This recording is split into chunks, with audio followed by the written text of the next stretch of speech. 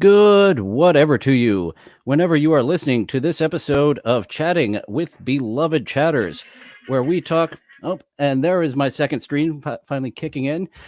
Just a little bit of technical difficulties right up front. Hopefully, that won't happen throughout. Today, my guest on Chatting with Beloved Chatters is Based Pill. How are you doing this morning, Based Pill? I am good, Dylan. Thank you for having me, sir. How are you? Absolutely. Thank you for joining. I'm doing much better today. We were talking yesterday before the chat of yesterday being frustrating with me watching very shitty movies. And I do have fun watching bad movies with a friend, but alone it's absolute torture. Do you have any favorite shitty movies you like throwing in? I do. Uh, it is something I definitely like going for sometimes. If I'm going to watch a movie, I do try and usually watch a good one because I do like those classic old shitty movies like The Room, or what's that other one? The one with the birds, whatever the one with the hangers were. We need to get these birds. Arm yourself with a clothing hanger. That one is absolutely fun to watch with a group of people and torture to watch alone.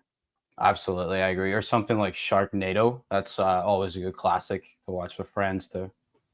Yeah, that one they were actually attempting to be bad. I do like the ones that are actually attempting to make some sort of art and just falling flat on their face. And those are what you cover over on your channel. Like Ray DeVito. I enjoy watching a Ray DeVito video with your through your lens of you taking out the good parts and giving it to me, because watching Ray DeVito in the raw, I can't do it.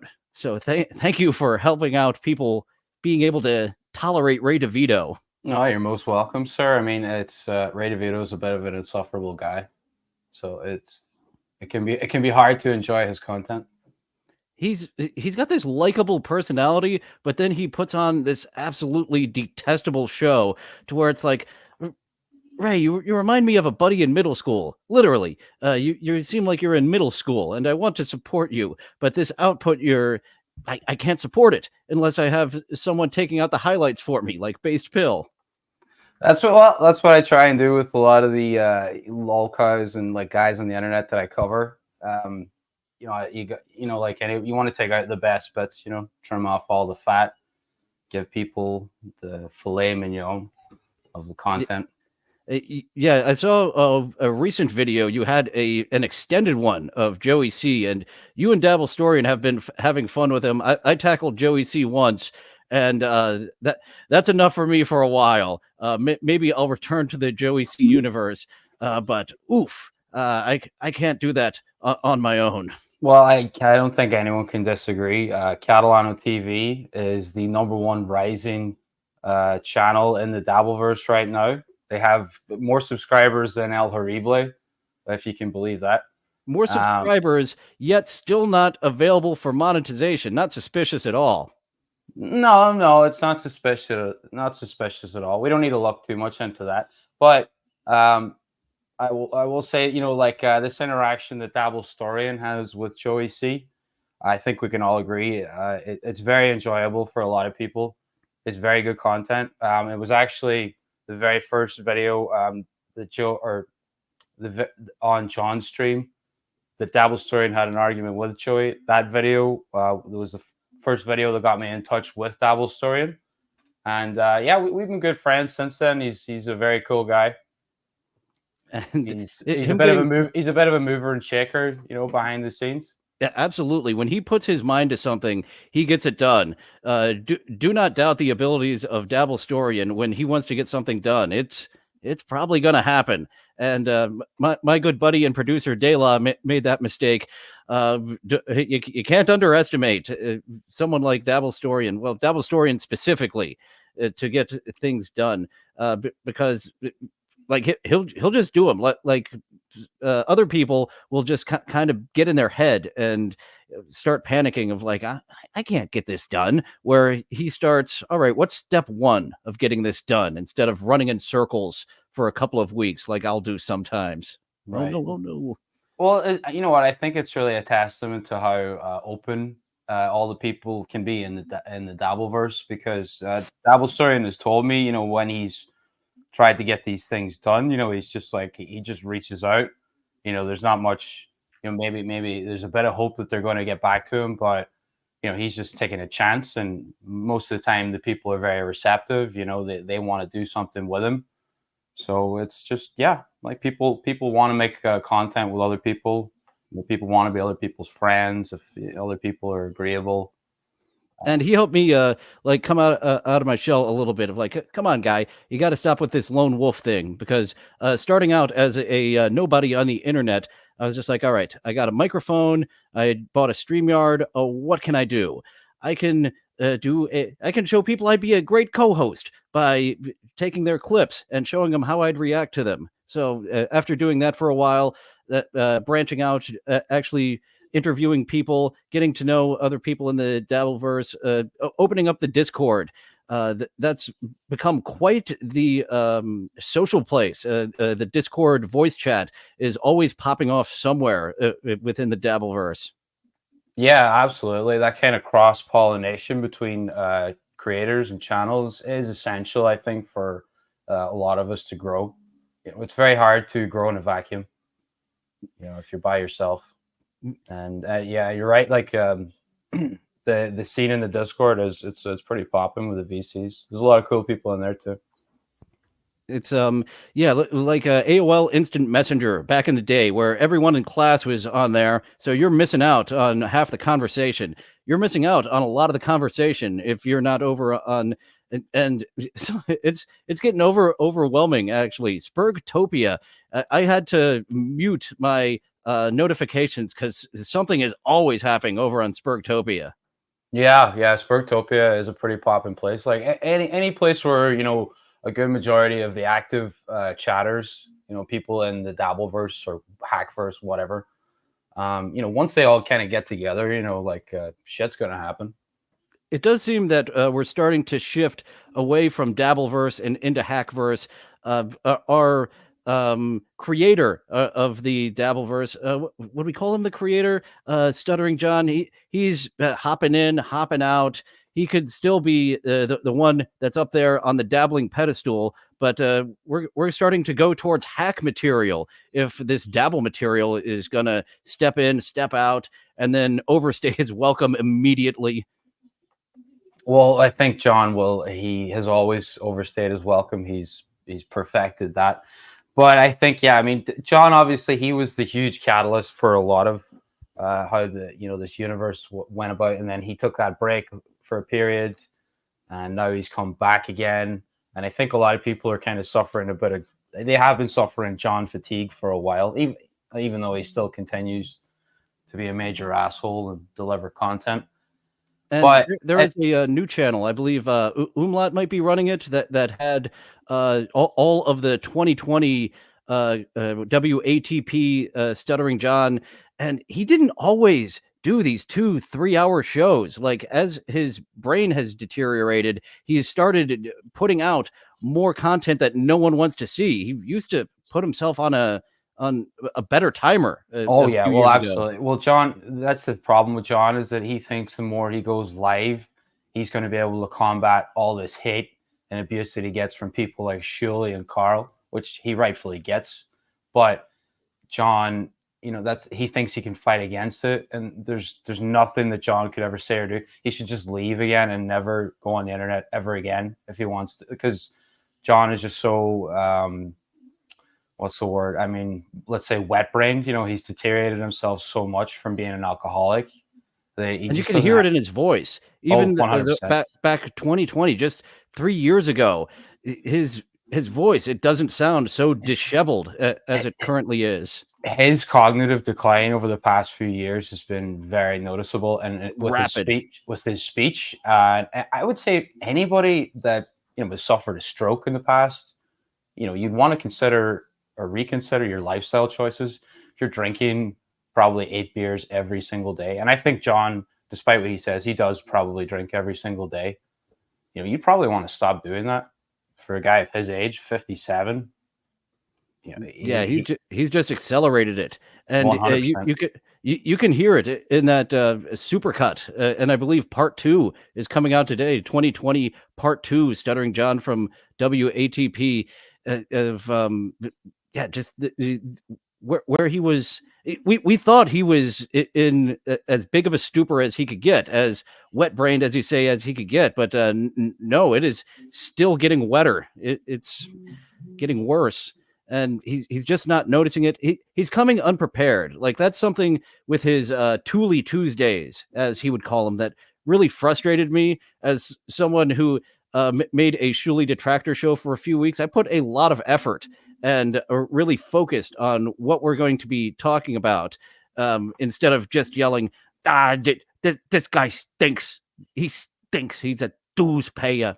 And just taking other people's names for him. He hears some Pelican. Once Artie Lang said Pelican, Pelican. Stern's a Pelican. Exactly. Oh yeah, yeah. John can't come up with anything original by himself. Not even his movie. In his audio commentary, he talks about so many parts where his wife actually wrote those parts, and it was like, well, John, that might have been amusing in conversation. It didn't belong in your movie. Wait, didn't he say once? I think his wife used to be friends with the Kardashians and helped produce their TV show. I believe that she was the brainchild behind their television show, and then she didn't get brought on board. And yeah, I'm sure she's the only one that there in Leachy Hollywood that said, you eccentric assholes should be on television. Anyone who's an eccentric asshole has a chance to get themselves a TLC or E show. Anna Nicole Smith, that's what really started the downhill slide from, are you an asshole? Come and have a reality television show. Well, you know what? It worked for Kim Kardashian, so maybe if John released a sex tape, he might get a bit more clout. It might actually do his career a bit of a favor now. Yeah, because you really got to consider, from John's point, he's left himself with very few avenues to make money in the future. He has just walked away from this gig with Vinnie Paulino that he could have made some decent money from. Although I think a lot of us knew that he was never going to do it anyways. But that was, doomed from the start. When that was first announced, I was like, this is kind of a mild follow up to DabbleCon. When I heard about DabbleCon, I almost immediately went and got me a VIP ticket and was like, all right, I'm headed up to Rochester. And when this was announced, it's like, one day of an evening with Stuttering John, it's whatever. Yeah, it is a bit whatever. If they could have got him to DabbleCon, at DabbleCon, that would have been probably the best time for him ever to come back. What would have been really great, and I know John would never do it, an actual debate against Shuli. Yeah, that's something. As someone who's no longer a Shuli fan, I would come and pay money to see Stuttering John versus Shuli in a legit debate. But unfortunately, there is just absolutely no way that would happen. He's no chance at all. Again, John betrays himself because by denying that he would ever fight against Shuli, he's pretty much admitting that he has no chance against him. Because we all know that John, if it came to it, he would say, "Oh well, Shuli, you should just go die in Israel and fucking kill yourself." He would say, it's like when he would insult Artie, he would just say, "Well, drink bleach and stab yourself." Those aren't jokes. Those are just horrible insults. It's so funny hearing how angry he got at Artie just goofing. There is no goofing on with him. It's all your father fell off the ladder and was paralyzed. Ha ha ha. Yeah, hilarious, John. Hilarious. But seriously, Artie, what's wrong with you? Let me play therapist. But seriously, now that I can't win this. I'm your friend, Artie. You can talk to me anytime. Can I borrow some money as well, by the way? I'll pick up your tab next time. If you could pick up my tab I'd gladly pay you for a beer on. You eating that chili? I messed up the Wimpy line. Yeah. Wimpy with hamburgers, but with cores. I'll happily give you a cause tomorrow for a beer ticket today. There you go. You helped me out. I was stumbling and bumbling all over myself with that wimpy Coors Light reference. We got it. We got it in the end. just like I like my girls to take it in the end. Hey-o. Hey-o. So, who else are you covering? You've covered Stuttering John, Ray DeVito, Joey C. There's a little bit of Casey Armstrong on your channel, but I believe it's mostly his interactions with Stuttering John, correct? Yeah. So those initial interviews that Casey did with Stuttering John, I find them pretty interesting. And my initial plan was to kind of like edit those as they went along, because he did another interview with him afterwards, and then they had a falling out, like I think the week or two later. And there seems to be a pattern here exactly. of falling out immediately.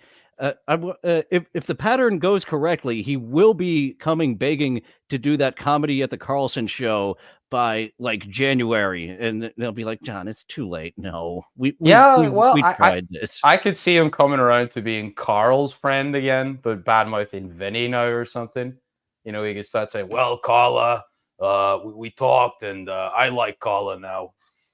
That's actually something that blew my mind, is how he had, I believe, 2 shows with Carl, and it's like, all right, this is the way to the money, John. You just get a few shows with Carl, but yeah, his ego is just so hurt. How dare you goof on me? I never stopped goofing on you, sir. You thought I was going to stop goofing on you because we did a show together? No. And I think also, like, you know, John was trying to actually become Carl's friend and in real life. Like, he was texting him, trying to get to meet up with him, and Carl just didn't want to fucking do any of that. Yeah, Carl has a good sense of this is a man I do not want to associate in real life. A little mistake by Vinny Paulino of trying to associate with him in real life. You got too close to the fire, my friend. And oh boy, sounds like Vinny is taking a vacation from a lot of content to massage his brain back from that hell that he's currently in. Well, yeah, for sure. I do feel really bad for Vinny, because the guy, he's so nice. He was like going out of his way to do all this stuff for John, free of charge, by the way, too. And I will say, like, he's pretty smart, because I think he had known that obviously John, you know, there was a potential at one point, you know, like with those initial interviews that John had with Carl, that, okay, maybe these two could possibly do a show together, John and Carl together. That would have been really good if they'd have done more of those. But I guess, like, over time, that didn't seem like it was possible anymore. And then Vinny thought, well, at least I can, you know, get this guy to come on and do a comedy show. He's not going to work with Carl, but he'll work with me. And then at least we can still get content out of it for WATP or whatever. Yeah, that's something that drove me away from the show at the Carlson, was John making all these demands. Carl can't be there. Shuley can't be there. Like, you're sabotaging your show. Look, I don't know what's going to happen.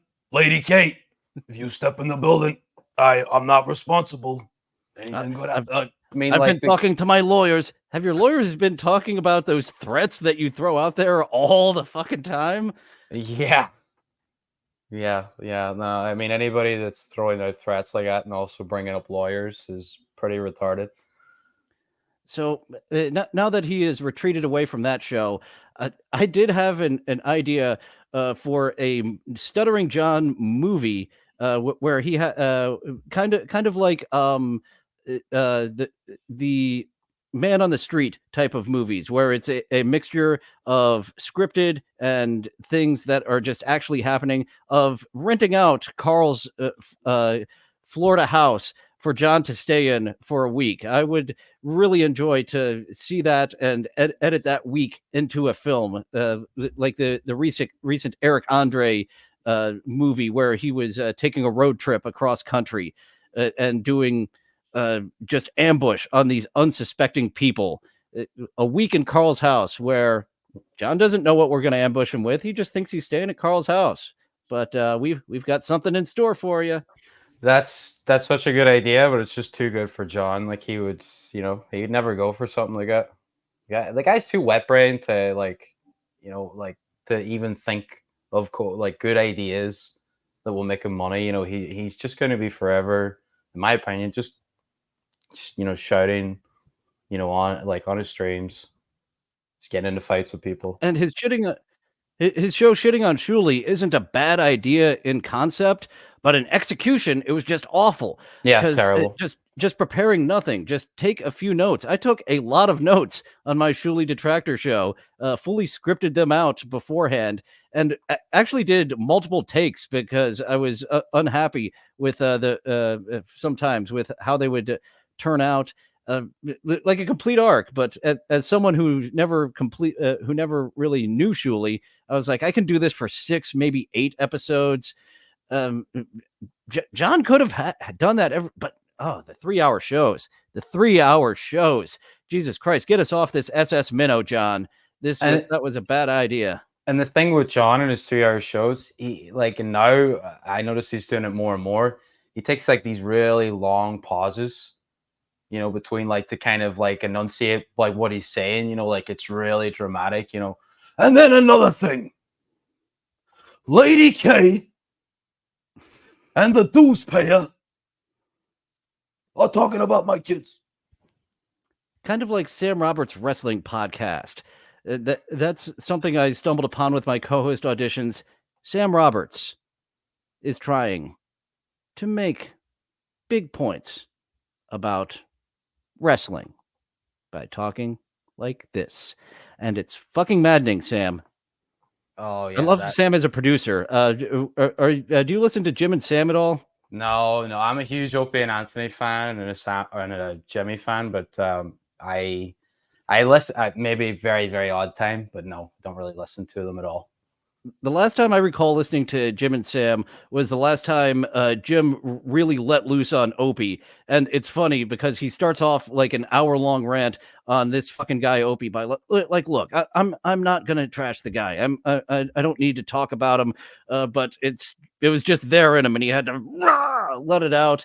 And as you see, someone who's in a much healthier place, he let it out for an hour, and then he hasn't touched it in months and months.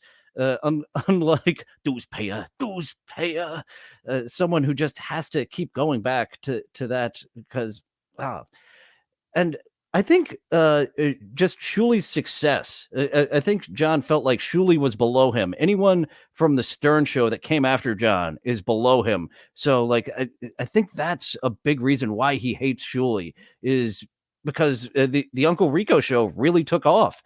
And as someone who's no longer a fan, I'm like, is Shuli buying views? I don't know, but if he is or isn't, he's got a fan base that's there, and John doesn't. He's got the trolls have multiplied. Listening to those old episodes when it was under 100 people fucking with him, and now it's whittled down. I think it started out like around 800 people watching his stream. And then he chased a bunch of people away by just being repetitive.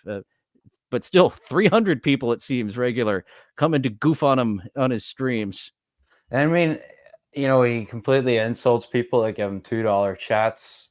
I've done it. I won't give him anything more than a $2 chat because I know it infuriates him. And I feel like I can get enough of an insult into those 50 characters, usually. But the guy, yeah, he's so hateful towards everybody, when Kevin Brennan or Melton, when they make the jokes about like, oh, kick the pores out of the chat, like they still do it in a funny kind of way. But John is just like really spiteful about it. Like he hates that people don't give him enough money. And like, when he calls out super chatters for not, giving him enough, it's like, hey, Brock Lee, where's the money today, huh? Like, you gave me a $10 super chat last week. What's with these $2 super chats, broccoli? Yeah. Oh, $5, a real super chat, finally. Thank you. I haven't heard him bitching about off-topic chatters like Darkside Phil. I've really went down a Darkside Phil rabbit hole, and he gets so fucking pissed when the chat starts talking about anything but him talking about him playing the game right now. Even if they talk about something he did a month ago, stop derailing my chat, guys. You need to be on topic. Like. No, it's a drama-free chat, guys. Yeah. Oh, I'm a huge detractor of DSP. So yeah, I'm very familiar with his beggary, and DSP is. I mean, I think I definitely dislike DSP more than I dislike John, He's and that's hard. That's y- hard. yeah, he's lazier. Darkside Phil is lazier. I wish he would start streaming WWE champions. I would come in and super chat Phil $2 if he would start streaming something he actually enjoys. When you see someone who's doing something they enjoy, it's fun. And he does not enjoy video games. He enjoys beating video games. He does not enjoy being challenged in any way whatsoever. The Metroid, when he was doing the newest Metroid game and just getting so pissed. It's a labyrinth. It's a maze. So why do they make it a maze? I want to get to the end. That's been the gimmick of Metroid since back in the original NES. Yeah, and you know the ironic thing is that if he actually gave in and started probably streaming WWE champions, there are people like I'm not that familiar with it, but like they gamble in like RuneScape and things like that. There's this kick streamer and like guy like his chatters are donating like so much money to this guy just for him to kind of play this game. And I think Phil, if he just gave into it a little bit more, Yeah, he could like he could guys, possibly. I need help. I need some money so I can get this new Batista card. It's the blue Tista from when he came back. Help me. I might super chat him $2 at that point. Look, he's having fun. He's being honest about his begging. He's not saying, I need to go again and get my one cat pet supplies again. I got the bills. I got my day off. Me and Kat, I gotta pay these bills, guys. I love the detractors who do the accounting. Is it Aqua yeah. Teal? I think is the one that'll do the actual accounting of how much he made this month, and then show year over year that he is in fact still making, or at least a few months ago, as of recently, he's getting less and less chats and tips, but he was still making in the neighborhood of $10,000 a month, which is why like the Keemstar LOLcow live didn't appeal to him.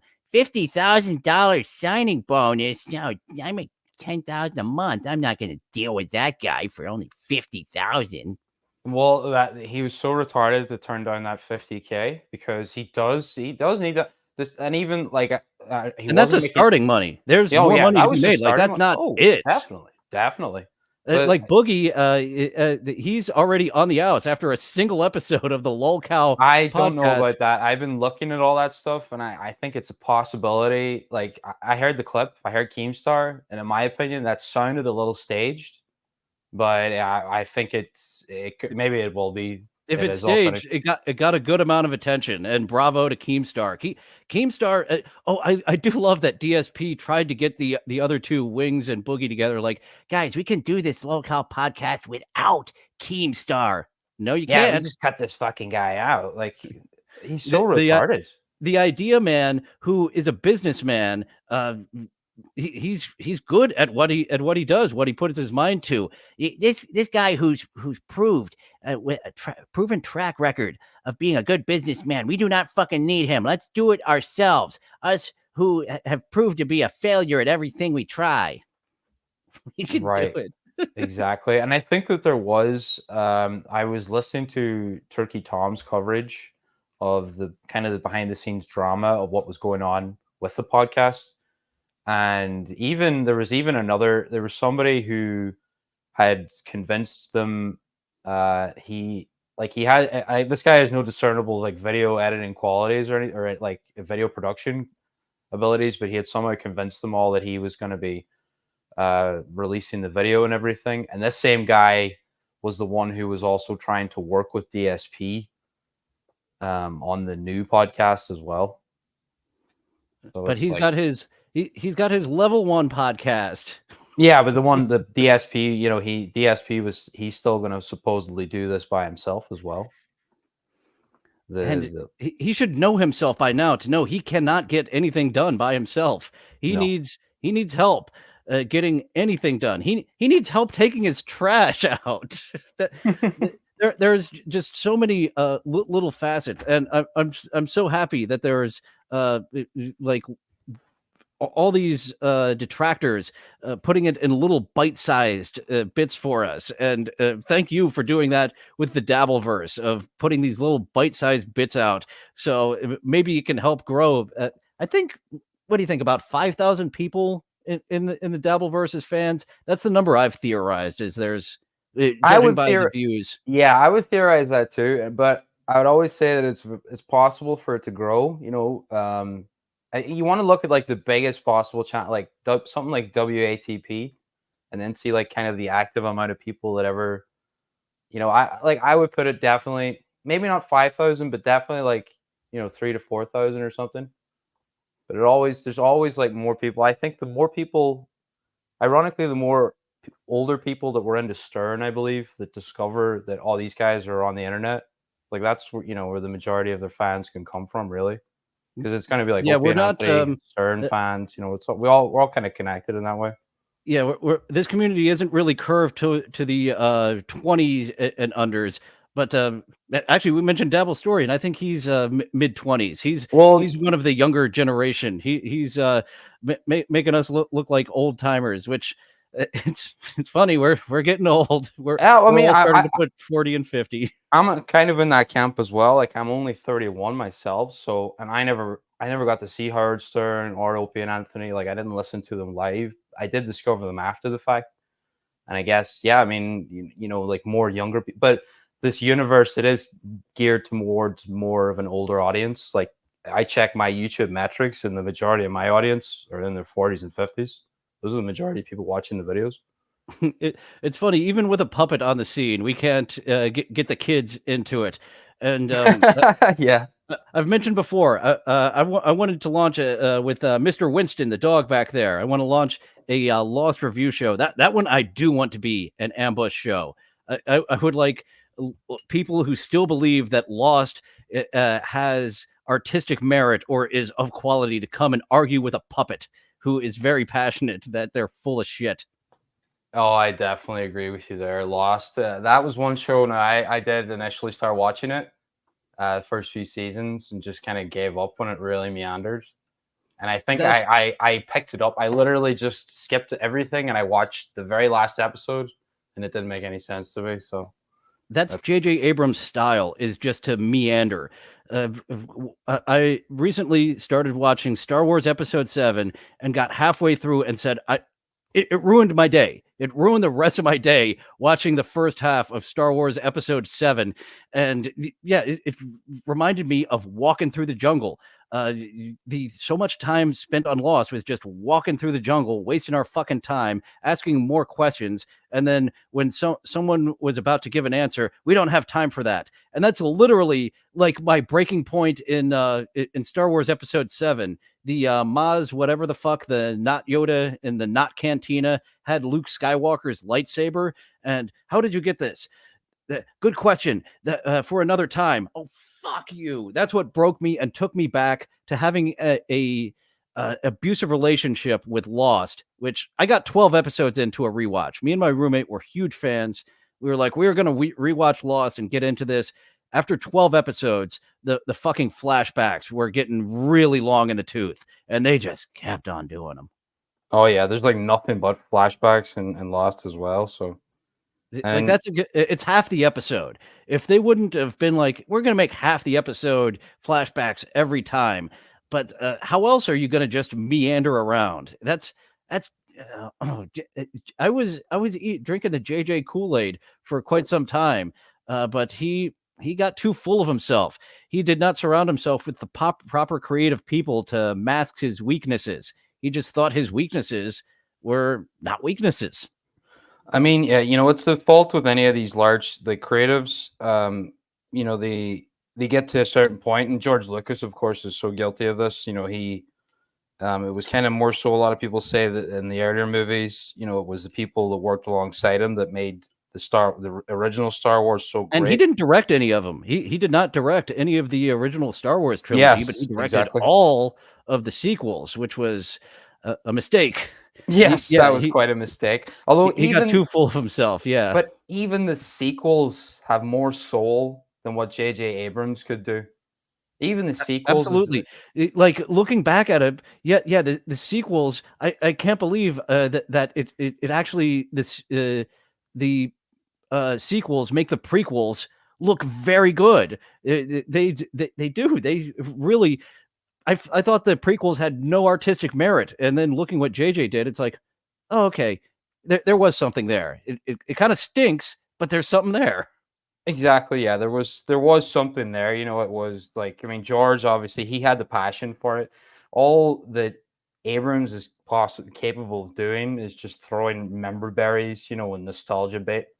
And it really, like, I mean, that's all that these new sequels were. And he just goes into darkness. I think is one of the worst movies ever made. I haven't gone back and watched his first Star Trek movie. I recall enjoying it, and Red Letter Media said they turned it into action schlock. What else were they going to do? Into Darkness just had so many stupid fucking things, but it moved at such a breakneck speed. You couldn't say, wait, what? Because it was on to 5 other things by the time. Like when the credits rolled and I was in the movie theater watching Into Darkness, I was like, that was a really good movie. And then I stood up, wait a minute. And every single step I took back to my apartment, it was like, wait a minute. That was a shitty fucking movie. Yeah, yeah, yeah. And I've heard that episode 9 is the same way. I have not watched it yet. Me and my roommate plan to suffer through episode 8 and episode 9 this week, but we're tapping out at some point, just like I tapped out halfway through Lost, halfway through episode 7. I don't think there's any way I can watch those all the way through. Did you watch either of those, episode 8 or 9? Yes, unfortunately, I watched both of them. The episode 7, I was forced to go to the cinema, and the same, I believe, for 8. And then 9, we kind of watched as, just to kind of goof on it a little bit, as well. But it was so goddamn awful. Just like these nonsensical plot points.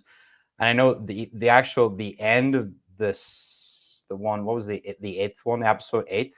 And we keep saying episode 7, 8, and 9 because the titles are so nothing. The Force Awakens, Rise of Skywalker. When I really fucking think about it, I can kind of pull them out of my ass eventually. But it doesn't have like the memorable title that Attack of the Clones. I will always know that episode 2 is Attack of the Clones. Revenge that Return of of the Jedi. Yeah, those had memorable titles where it's just even the titling of the sequels are so blah. I'm gonna have to take a while to think about which one you're talking about if we don't use episode 7, 8, 9. It's just using the whatever fucking. Still trying to think of what number 8 was called. I have no fucking idea. Like it's gonna break my brain trying to think of that. It took me a while to come up with 7 and 9. A New 8, Hope. Nope. That was the original one. Oh wait, no, that was episode 4. A New Hope. A New Hope. Yeah. No, I can't even remember myself. Rise of Skywalker, I think, was that the last one?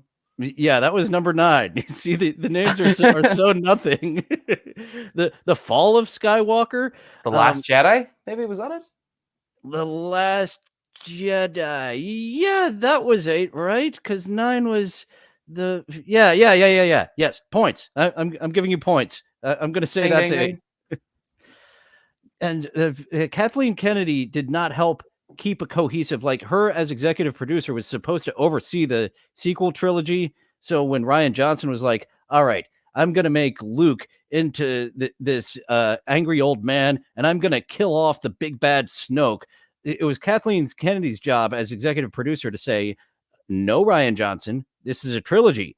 Do not fuck up the third one in the trilogy by just doing whatever the fuck.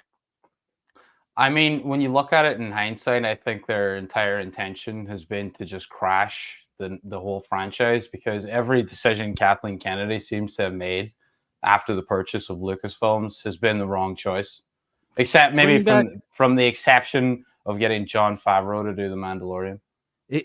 Jon Favreau's season 1 and 2 of The Mandalorian was great.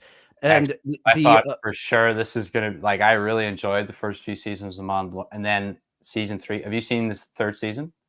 Yes, and season 3, I actually it kind of had the JJ effect on me, where I kind of enjoyed them a lot as they were happening, and then wait a fucking minute, when you actually sit and think about them. Yeah, I think as I was going along, maybe the first episode was okay, I guess, but I really, really disliked and then they had that episode with Jack Black and Lizzo, and that was fantastic. Beasts Part 3 level of bad. Narratively, I was so disappointed of them bringing Grogu, bringing Baby Yoda back. I wanted him to go be a Jedi. Yeah, And yeah, yeah. Kathleen Kennedy absolutely forced them. She was like, "All right, we need to fix this. We need to take the Book of Boba Fett and turn it into the Mandalorian at the end, so we can bring back Grogu." And just narratively, I don't want Grogu to be a Mandalorian. I wanted him to be a Jedi. God damn it! Yeah, it made a lot more sense, and it felt like that when him and Jandaren broke up, separated. Um, it felt like a regression whenever they came back together again. Too, it was really And dumb. the way that he's just kind of there in season 3, you can see Favreau absolutely did not want to bring Grogu back. He was forced to bring him back to sell more toys, and just go off with Lizzo on this episode. Okay, Grogu, we're gonna go do Mandalorian shit over here. All right. Yeah, but I think even they could have done it a bit smarter way. Like like Grogu as like an actual Jedi, like skipped ahead a few years and seen him grow up or something. It was really, But really, Favreau really fucking. he picked a fantastic point in time of after the original movies, but before the sequel movies. That is a great time to stick around in and actually develop Dave Filoni's characters more. As much as I did not like the Book of Boba Fett, Cad Bane. I got introduced to that blue guy with red eyes. My roommate, big fan of the cartoons, so he knew all about him. But the fact that he was the bad guy that got killed off at the end, I was like, "Fuck! What a great character! I wanted more of this live action Cad Bane." Yeah, they're good at killing off good characters. And have you watched Ahsoka? I watched Ahsoka. I actually eventually started to like it. I did not like the first 3 episodes at all. I did start enjoying it. I felt like they got the wrong actress for what's her face, for the purple haired lady. She just wasn't like being a horseshit actor myself for a few years. Like, I really take notice to little decisions the actors make, and like just the little things that she did. I'm like, I don't. Do I not like this character, or do I not like this actress? No, it's the actress. Same way with Dexter. Deborah from Dexter. It's the actress, not the character that was not good. Yeah, I haven't watched Dexter, but I've heard that Deborah can be a bit annoying. And I I don't think she was written the best, but the actress just drug it on down. I recommend to people watching seasons 1, 2, and 4 of Dexter. No reason to watch any other ones. And the reboot, Dexter New Blood, I watched that in 2 days, not because I was a big fan, but because I could not turn away from the train wreck. And it made me question, wait, I'm recommending season 1, 2, and 4 to people. Were those even quality? Has it been this bad the entire time? Yeah, you're like questioning yourself, man. Yeah, Better Call Saul to me is top 3 television shows of all time, and I'm like, shit. Is it the fact that I've seen Saul now that I now see all the problems that have always been there in Dexter? I haven't gone back and watched it. I've got fond memories of seasons 1, 2, and 4 of Dexter. I want to keep them that way. I don't want to ruin those. I think I never really got into Better Call Saul originally. I watched like the first few episodes of season 1, and I never. But I hear that it's really, really good. It's slow moving. I can understand why people wouldn't like it because Breaking Bad, it moves. There's always Yeah, it more was action, pretty. more stuff happening, but they've got still the great storytelling. Especially the first couple of seasons is really slow moving.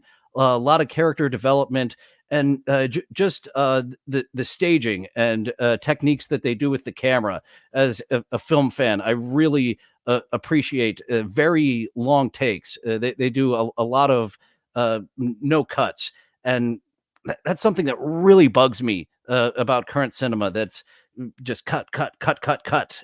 Sticking with the action with one camera angle actually helps it a lot more. Oh, 100%. Yeah, I completely agree with that too. And I mean, more and more cuts, it really shows a lack of pre-planning as well. Like when you think of a longer shot, you've thought about the whole kind of narrative more, how everything will piece together better. Like And I it's more really, difficult to execute. it's more Knowing difficult for sure. Yeah. knowing how it's done, there's an appreciation of like the famous Goodfellas scene, the one take going all the way through the restaurant. Yeah.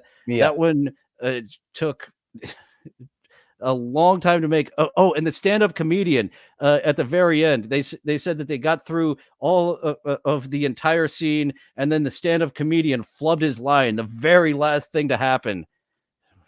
Do it over. Got to do it Yeah. over. It's got to There's be no done again. cut. There is no cuts in this. what what are the best movies? Like whenever there's a new mobster movie, it's like since Goodfellas is a thing, it's not only one of the best mob movies ever, it's one of the best movies ever. Gotti with John Travolta. That one I can dissect so much. Every decision is wrong in Gotti. I completely agree too. I mean, like Goodfellas, it's just such a seminal movie that no other movie can help to be compared to it because it's just like a benchmark pretty much going forward. Especially when it's a mob movie and you have just and the soundtrack. Like I am very big on what music choices are made for movies, and the music in Gotti. Like at some point they have the theme to Shaft playing. I'm like, what the fuck? How am I not supposed to think about Shaft when you've got the theme of Shaft playing? And that's actually something I've got copious notes on the new Quantum Leap. The soundtrack choices drive me up a fucking wall. I hate their soundtrack so much. I don't know if you were a fan of the original Quantum Leap, but going back and watching the original episodes, they No, have I've some never really never good seen it. soundtrack choices. And yeah, it is a convoluted show. One of those shows that are so convoluted, they need to explain to you in the credits up front in the opening. All right, here's what's going on. Here's how we got here. Yeah, I'll have to check that out. But like the music choices in Goodfella is so classic, I mean, I love when a movie has a great soundtrack. And another thing that really irks me is if another movie or television show has famously used a song, like the Suicide Squad that wasn't James Gunn, where they just made a series of music videos and called it a movie. There's so many That was a steaming songs. pile of shit too. Apparently, I've heard in the reshoots of that, it's actually James Gunn that fucked it up. Like they had the Suicide Squad shot all the way through once. Guardians of the Galaxy came out, and the studio was like, "We want that. Turn it into that."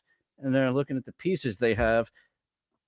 No, we can't turn that into that with those pieces. All right, do massive reshoots and turn it into a series of music videos with songs, yeah, that are just too popular. James Gunn makes such great choices for his soundtrack. A lot of songs that you've forgotten about or never knew in the first place.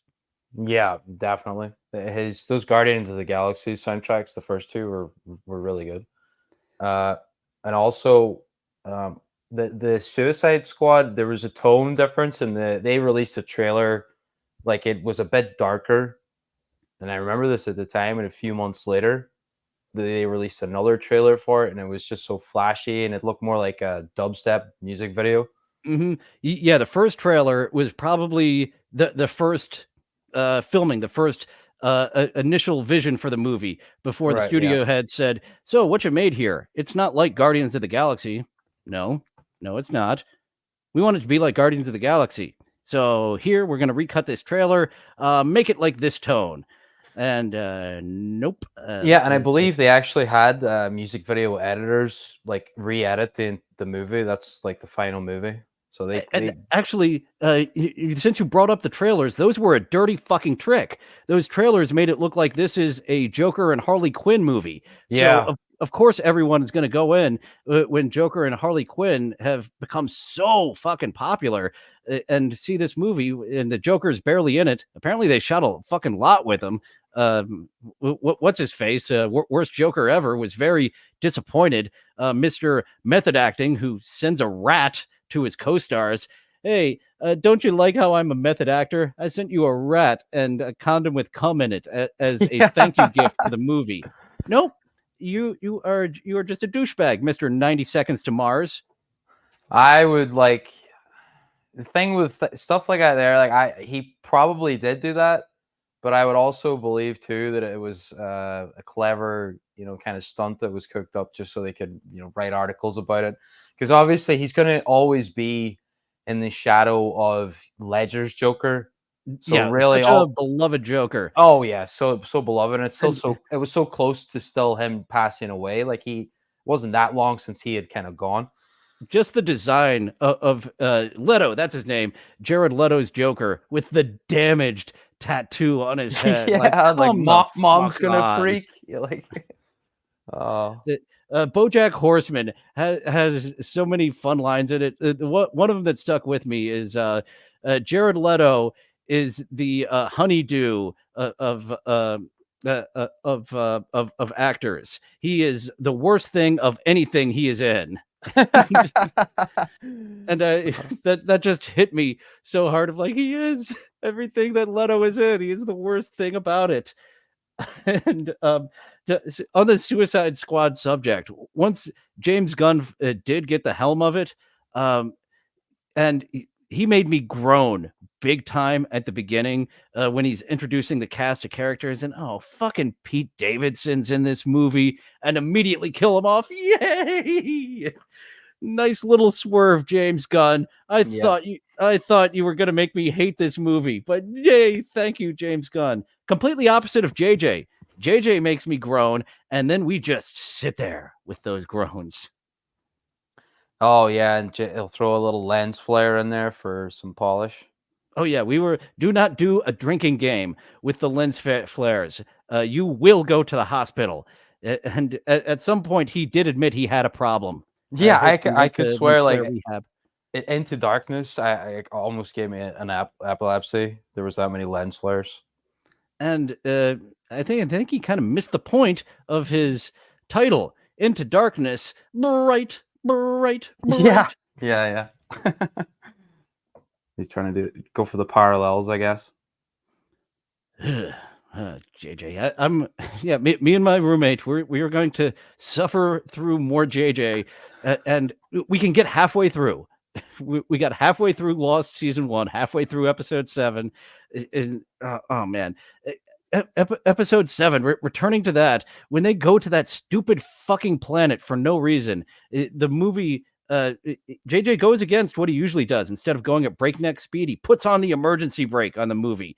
When we get introduced to Han Solo, and they kind of make an allusion, we need to take you to Leia, but we're not going to go there. We're going to waste an hour on this planet that doesn't matter.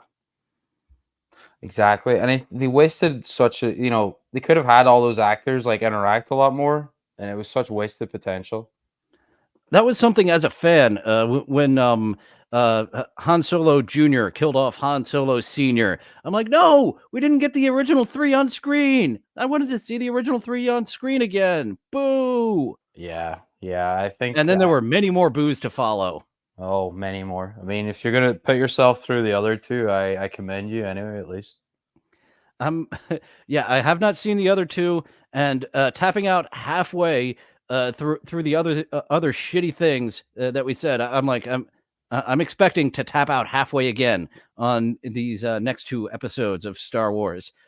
Oh boy, Ry- Ryan Johnson. Whoops! Everyone makes whoopsies, and that was his big whoopsie. Yeah, it was a huge oopsie, and I will say, like, I liked his other movies. Like, Mhm. Looper was really good. What was another one? I know he did. What was that one with Daniel Craig as well? The Knives Out, was that Knives Out. Daniel Craig? Yeah, Yeah, yeah, Knives yeah, Out. Knives Out and the Knives Out sequel. I remember he was kind of upset. Like artistically, he didn't want the sequel to have a Knives Out movie, and the studio's like, we need people to know. Oh, come on, guys! Nope, we're putting a Knives Out movie. Oh, actually, Birds of Prey did that after it opened. When Birds of Prey opened and no one saw it, and then they were like, retitle it, Birds of Prey, a Harley Quinn movie. Come on, people, come on, come on. Yeah, they give that like a really obnoxiously long title too, didn't they? It's Birds like of Prey. Oh, was there another thing in it? Birds of Prey, a Harley Quinn movie. Oh, thank you, Scott Fitzpatrick, for the flick the like button. Flick that bean of a like button there if you have been enjoying our nerd chat. And thanks for chatting with all these nerd topics. Any other sci-fi you would like to talk as we're starting to get up to the hour of this program? Let me think. I mean, my all-time favorite sci-fi movie is probably The Matrix. Like I think I can still remember the first time I ever saw it on TV. And it's That is still being parodied to this day. There's still things with that bullet time shot that are coming out and parodying the original Matrix to this day. And did I see the third one? Like the second one really killed my passion to see the third one that yeah, he's yeah, they doing. really those movies took a bit of a nosedive. Third one I thought a little bit more redeeming, but the first one I think is an isolated movie, fantastic. The animated series though, the Animatrix, that was another good one too. I thought that it really expanded the lore of the Matrix pretty well. They took on they allowed a bunch of different animators, you know, famous like animated directors to come and do different episodes. So each Yeah, I've heard good episode has a things. I haven't yeah. checked it out myself, and I actually didn't know that. So each one has a different animated style to it. Yes, yes, they do. Yeah, that's cool. Yeah, very cool. I would say well worth checking out. If you like The Matrix, I've Yes, always big been fan of the first one, and the second one, just like we talked about with George Lucas and all the other people, they got too full of themselves and actually needed a little interference to help make those ones work for the audience. yeah, yeah. And then I mean you got to see I think it was just only one of them was working on the fourth one, you know, the most recent Matrix that came out. Oh yeah, well, what happened there is they were making it. They didn't want to come back, but they were making it with or without the Wachowskis. So one of them was like, "All right, if you're doing this with or without us, I don't want to do it, but I really don't want it made without us. I'll come and I'll do it." Yeah, I guess that they did have to do it, but that was that again another movie that kind of you know, it soils the original in a way for me. Like I really just didn't like it at all. They did. Didn't add much to Um, the didn't yeah, add much. they did what they felt they had to do to not to slightly ruin it instead of completely ruin it. So Yeah, but that's such a terrible bar that we're at now where it's like we know that that media is released is gonna have like this certain level of a political agenda behind it, or you know, a certain amount of like quote unquote woke content. And it's and like they let's really just need to go back and watch The Twilight Zone to figure out how to intertwine that message that they're trying to do with the narrative and not beat us over the head with a fucking hammer with it. Because the original Twilight Zone, they had that message that he wanted to get to the audience, but narrative first, message second, where it's like message first. All right, how do we put a facade of a story around this message that we want to yell at people? yeah, but it's so the message itself is so unagreeable with normal people, and they're fully aware of that. That they have to use their tricks. You know, they have to. And And it's their tricks are not working on most of the people the Snow White actress, I heard they fired her. She was being very just talking so much shit about the original Snow White. Oh, It's just did they really fire her? I didn't hear that they fired her. I just heard that they'd pushed the movie back to 2025. But I did I hear heard though. they might have some of the YouTubers that I've watched. I can't confirm that that is hearsay, but Rachel Ziegler might be out, and they might be starting from square one with a new actress. She's just made herself so unlikable and talked so much shit about the first Snow White, and I suppose they're still not going to get little people actors. I don't know why it's a crime to show a little person on screen. They need money. There's not a lot of jobs in Hollywood for little people, unless you're what's his face? Unless you're a Game of Thrones dude. He's able to get work. A lot of other little people who want to Yeah, be in that field, and that he's not would be even a a real nice midget. payday. Like he's like 5. He's like 4'8" or something. Like he's not even like a proper, dwarf for real. Well, I mean he is. I know, but he's pretty tall for one. And I think it's a real crime, yeah, that like political correctness is just getting in the way of these people making a living. But it's like, why not? If like you can get a physical actor is always better than CGI in my opinion, because the CGI that they seem to go for is just it gets worse and worse. Like they spend less and less money on CGI, it seems. Intermixing the CGI with real life. That's another thing that the Mandalorian brought back, of having a real puppet Grogu, like everything in the middle of the volume. I don't know if you've seen the behind the scenes on that set, but that's really fucking cool. That volume I set they did have. see, yes, I did see that. I did, and it is pretty cool. But again, Like like the animation, the puppeteering, and stuff. I think is, and a lot of filmmakers are still realizing that it's to have a physical, puppet can be better. it's nice to intermix them. Like Jurassic Park looks a lot better than a lot of current day movies, because they intermix that CGI with actual real puppets, real miniatures, Yeah, different things to help trick the eye. And George Lucas, that's another thing of the prequels, of like just going full CGI. No, George, partial CGI, partial real. Gosh darn it. yeah, and I think George just like his vision as a creator, like he sees the CGI as having more power over what he can do creatively. And I think that is the crux with any creator. It's you can rely, you can rely on the tools more so than like what you're actually able to do with real people. And I think George as well, like he I think working with like real actors, it gets to him sometimes too. So to just have CGI is probably it's a lot easier for him. Yeah, real actors have opinions, and they'll fight with you. Like Yeah, yeah, yeah. They'll tell you they don't like something, and he doesn't he was like that. probably having like war flashbacks to the end of Empire Strikes Back with Harrison Ford on set. Han Solo wouldn't say "I love you" too, and like that was a big like disruption of the production day of like, what would Han Solo say to Leia, "I love you"? I Yeah, know. And it was fucking perfect. I know was fucking perfect. Sometimes you do need to be challenged, and yeah, once you get up too big, sometimes you don't like those things that challenge you ever. yeah. It's the risk, I guess, any of these creatives take. Like they need to keep surrounding themselves with people who are going to give them honest feedback. And the bigger you get, like the The more less yes men, because it, that does massage you when you're told you're right all the time. definitely. Ah, more endorphins in the brain. Ah, yes, I've been right this entire time. I'm getting just better with age. I am like wine. Yeah, you got a little milk in that wine. There's some mold growing in there, buddy. That you might want to fix that with the next batch of wine. We all need a little reassurance from time to time.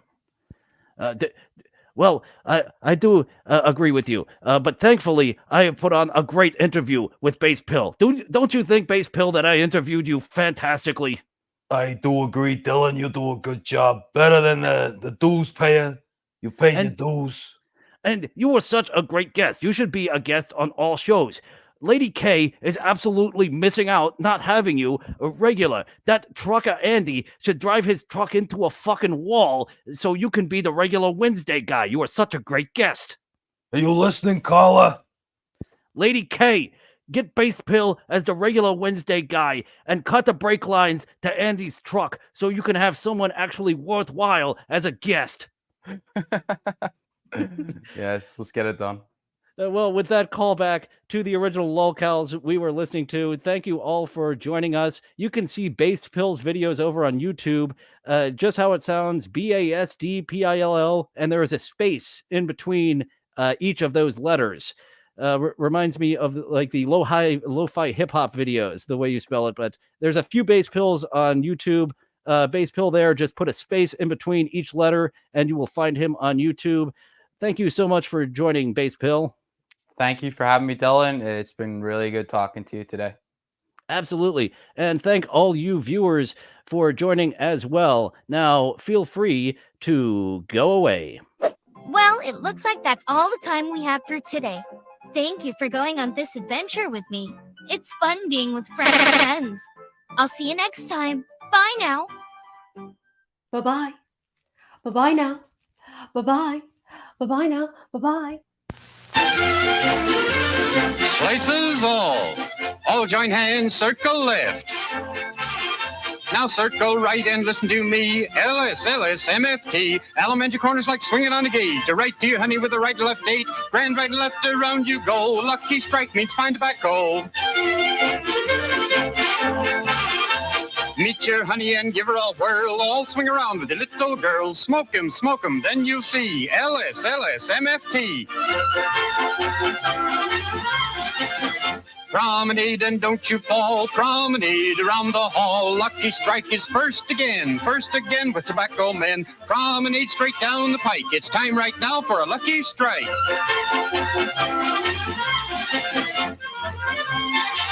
Yes, for smoking that you're bound to like, you just can't beat a lucky strike.